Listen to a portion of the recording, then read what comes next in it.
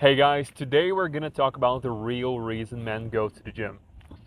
First, people go to get girls, obviously, and if you say, oh, I go to the gym for myself, no, you don't, because if you were the last person on earth, you wouldn't go. Okay? People want to be bigger, and to be bigger, to have a bigger frame, you actually need bones. It's not muscles, it's actually bones. And a person wants to have thick wrists, thick joints, wide shoulders, developed face, and even your teeth, they are bones and they sit on your maxilla, which is, again, a bone. And what people find attractive, height, width, and facial development, is all due to bones. And how do you get amazing bones? You need raw milk. Basically, drink a lot of raw milk. Literally.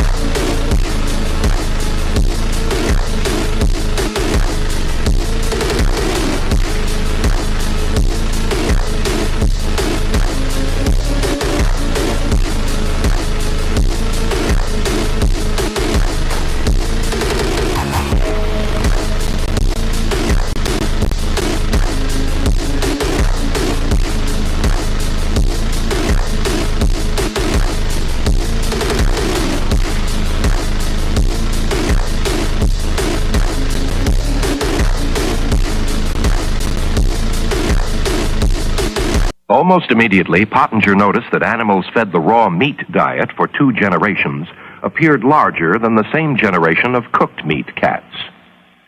At 16 weeks, this second-generation raw meat cat weighs 2,000 grams, while the second-generation cooked meat animal only comes up to 1,600 grams. Nutritional studies often look at skeletal development as a rather vital index of dietary sufficiency. This is a raw meat animal with the full, round face. A later examination of the skull showed a firmly developed zygomatic arch. The frontal sinuses were complete, and calcium content of the bones throughout the body ranged from 12 to 17% by weight. The skulls of adult cats with a long ancestry of raw food diets are surprisingly constant. Third-generation cooked meat animals show the most remarkable skeletal change. The skull is considerably smaller. It is flat with pointed features. The skull shows a poorly developed zygomatic arch. The bones are paper-thin and soft like sponge rubber. The frontal sinuses had developed in a peculiar fashion, and the calcium content of the bones had fallen to a low 3% by weight.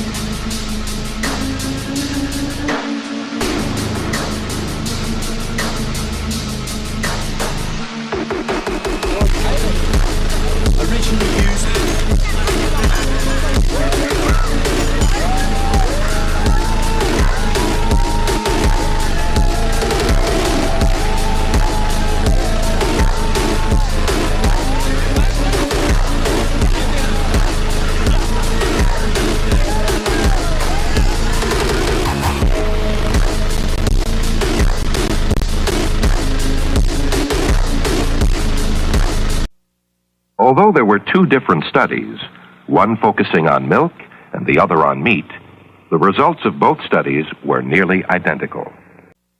First, you will observe the raw milk animals. They move about the pen with a great deal of agility and coordination. The pasteurized milk-fed cats, shown here, move about the pen in a manner quite different from the raw milk cats. When thrown a short distance, these animals show a slightly impaired sense of coordination.